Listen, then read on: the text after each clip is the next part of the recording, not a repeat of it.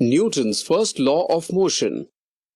Objective: to learn the Newton's first law of motion.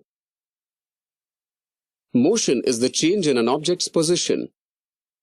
Isaac Newton, an English scientist, proposed 3 laws of motion that help us understand how objects behave when they are at rest, when they move, or when force acts upon them.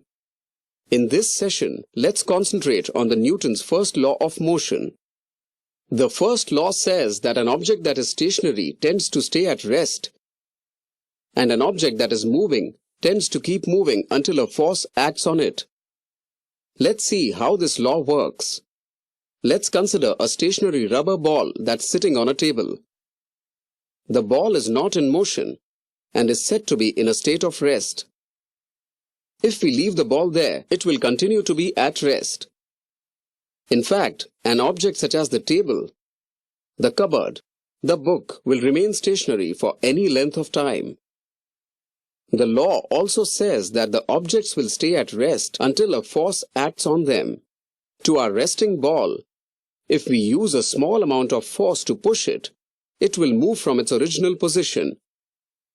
The force created by our gentle push has set the ball in motion, meaning the force has changed the state of rest of the ball.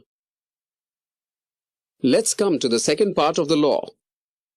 The ball will continue to roll for some distance in the same direction, gradually slow down, and eventually stop.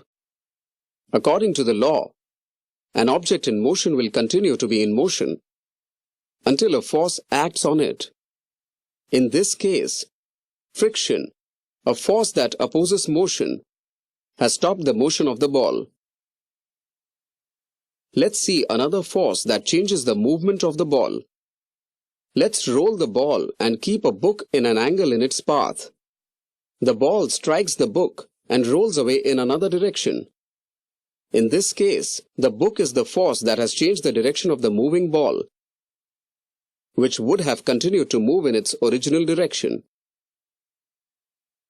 Summary: the first law of Newton says that objects will continue to be in a state of rest or motion forever unless an external agent interferes, causing the object to change its present state.